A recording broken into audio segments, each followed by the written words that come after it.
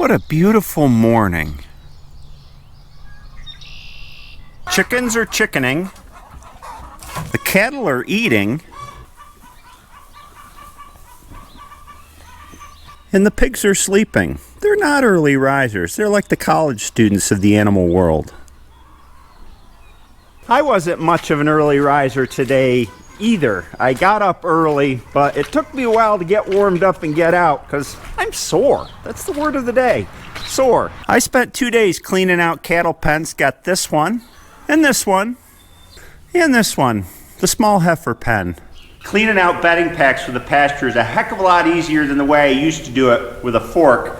But you still get sore because it's repetitive motion. I got nothing to complain about. Heck of a lot easier than it used to be. Ladies, you need your hay zhuzh. Here you go. Eating and growing.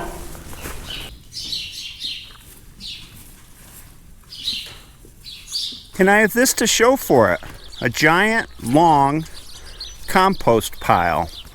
It is big. The way we deal with manure is different than farms traditionally did. In other words, we don't pull it out of the barn immediately into the spreader and then out to the field because you get more out of manure if you compost it for a year. That aerobic and anaerobic activity of bacteria in the compost pile and the action of worms and bugs and all that helps lock in more of the nitrogen and other essential nutrients which would be lost to the atmosphere if it were just spread on the field raw, so to speak. And you can really see the difference between the two types. This is fresh manure. This is the stuff that I just pulled out of the bedding pack. See, it's poop and hay for the most part. And this is what the composted stuff looks like. And the fiber has it broken down all the way from the hay, but if you smell it, it smells like soil now rather than poop. Good stuff for the fields. I'm standing on Mount Pooh. I'm king of the world. Yes, it's extra work because we have to handle it twice or more as we turn the pile, but in my opinion, it's well worth it. Look at this, we're beginning to get the first green shoots of grass up through the brown dead stuff. Spring is definitely arriving, and that means we have a job to do. We do every spring. We have to optimize our solar collection system.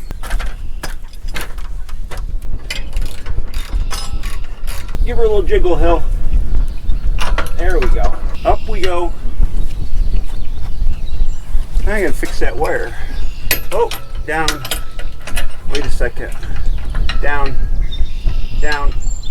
There we go.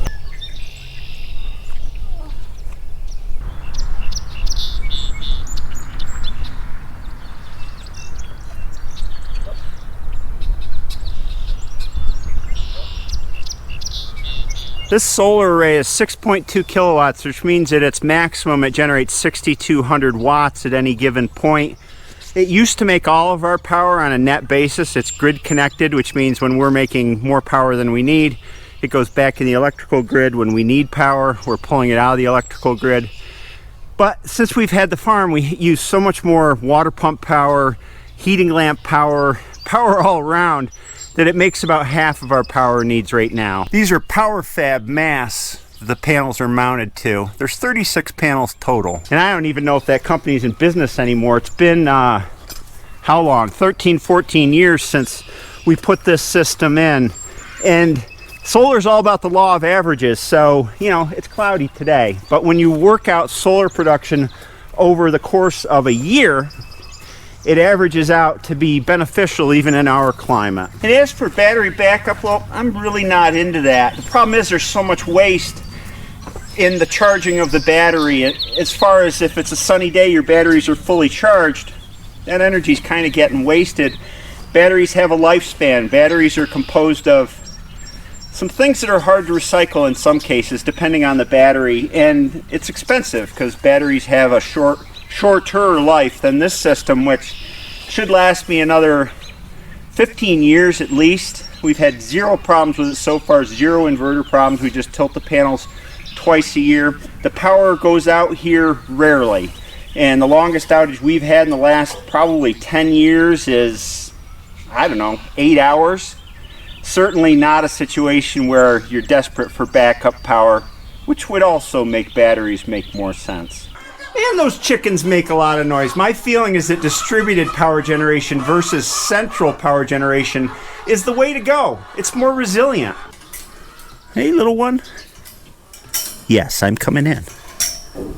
Now that the pens are clean, it's time to bed the cows. And here's our bedding system. New hay goes in this panel right here when we bring in bales. Then as the cows pass it over, it gets shoved down the line. We shove it down the line to there, and we let them pick at it over there for a while. If it stays there long enough, then it gets pitched into the pen as bedding.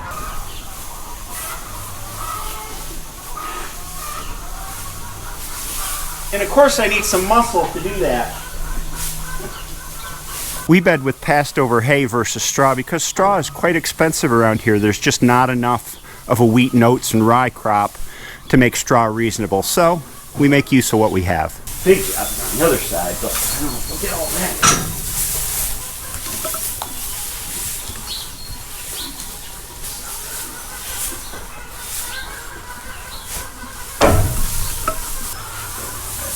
And we just spread it around in the pen a little bit.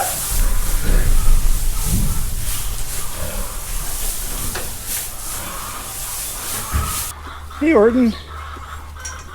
Hey, bud. Then we wind up with cattle wearing their dinner in a bedded pen. And on to the other side. This one's got a little bit more waste hay in it. It's been accumulating longer. Pigs, you woke up. It's about time. You got stuff to do. Yeah. Eating rocks and such. Sounds like you're eating a rock.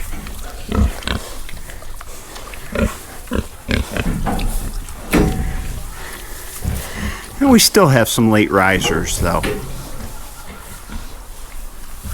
Get up!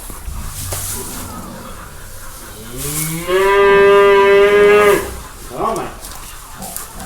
Mom!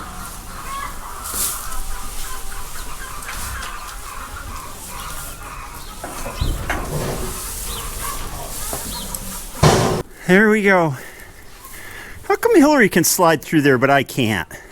Allow me to paint a picture in your mind using words as a paintbrush. There were two peanuts walking down an alley.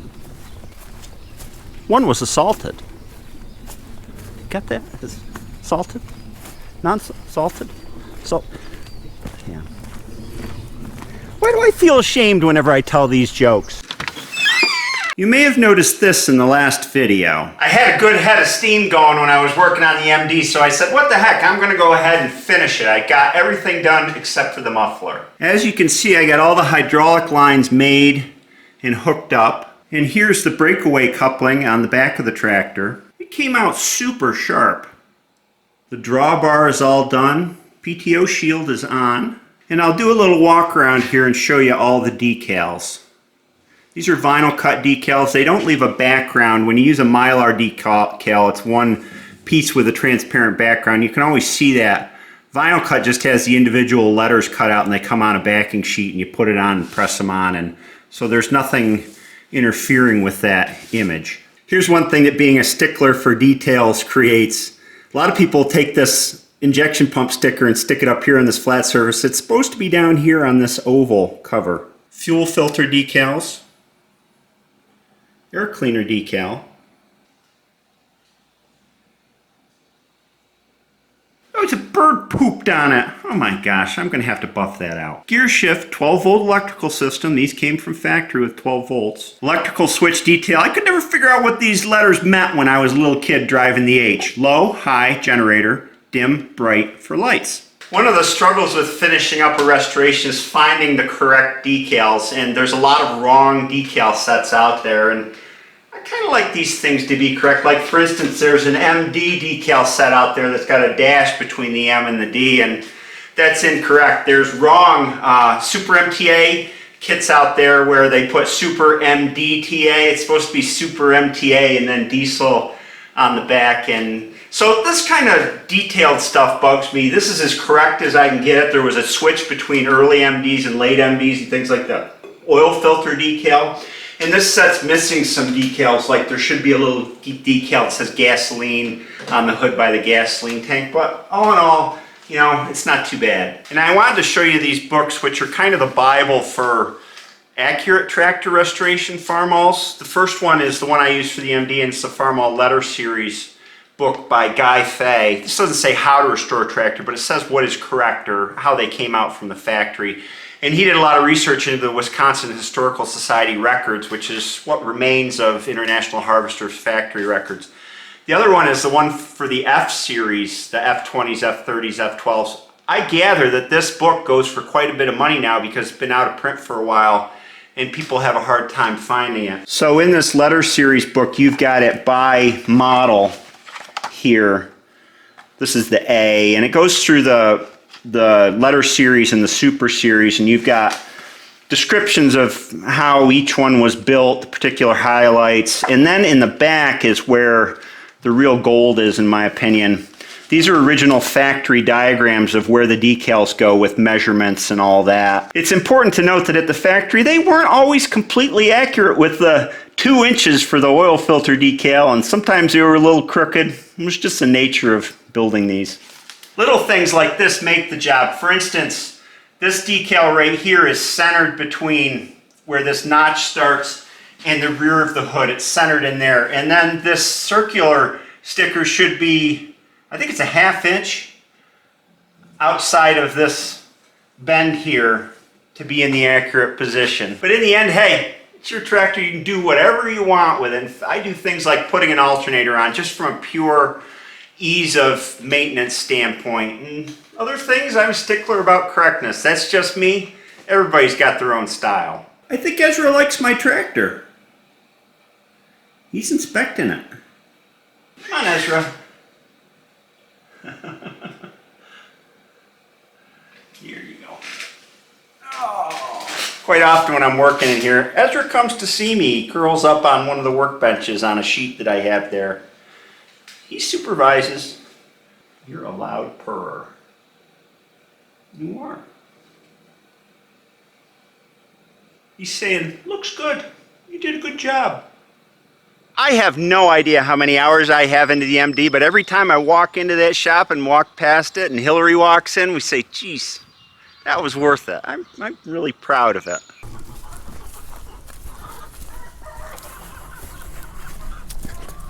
All right, I'm coming in. Hello, Don't fly the coop. We use a deep bedding pack for our chickens too. And found that pine shavings work really well. Very absorbent and also easier to shovel out at the end of the season. Do you want these spread evenly or do you want them on the door? Yeah, towards not towards all the way to the door, but about where that last cinder block is. Watch out, ye chickens.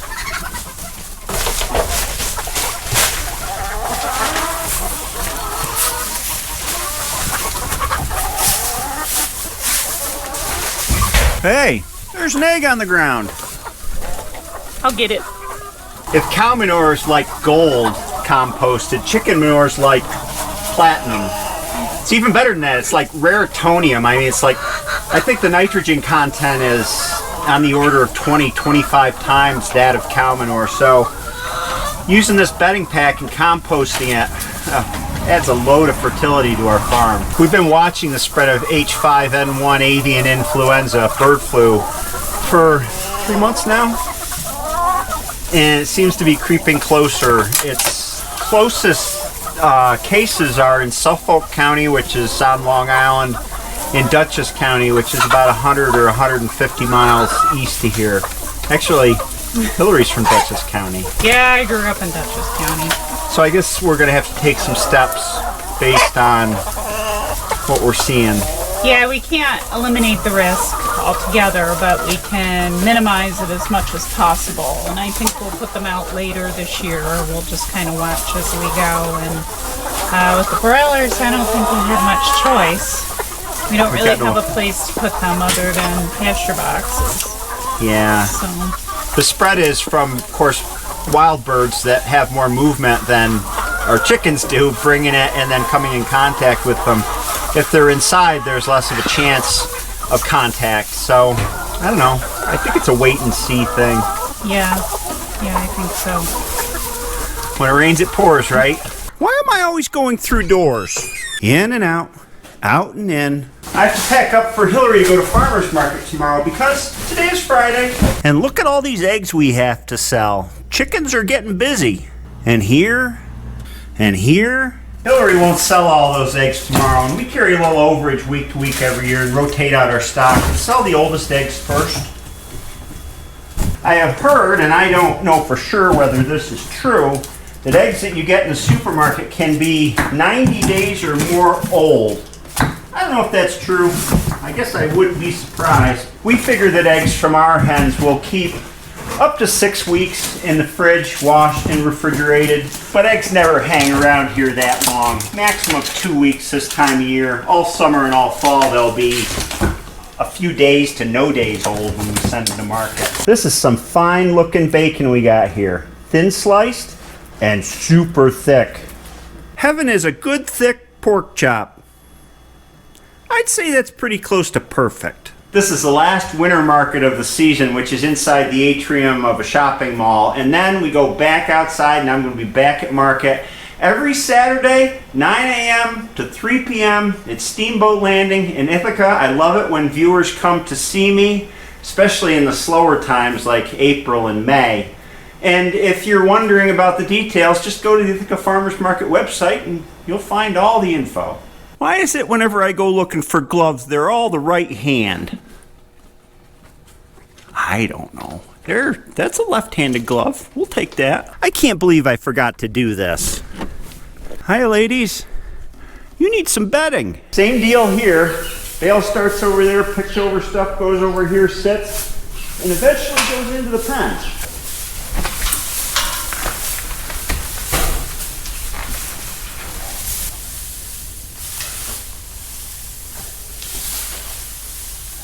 Cattle never seem to mind having hay thrown on them.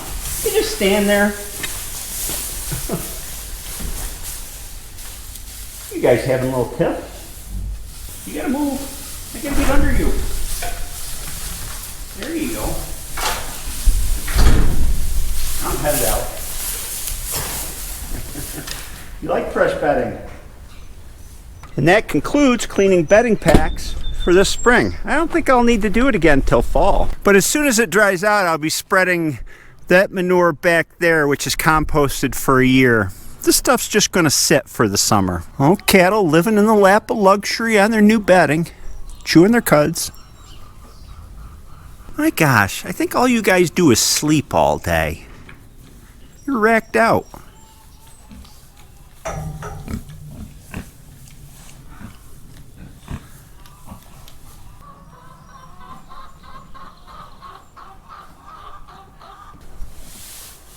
Got to tunnel in there to get the best hay. Cow always follows its nose when it's looking for food.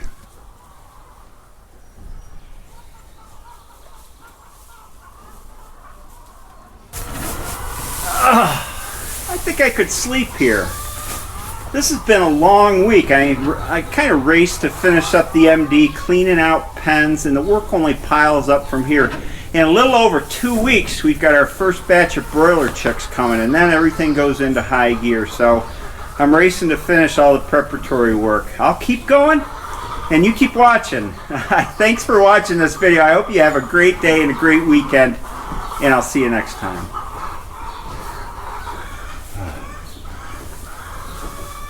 There's nothing like going to sleep with the sound of cows eating in the background. It's very peaceful.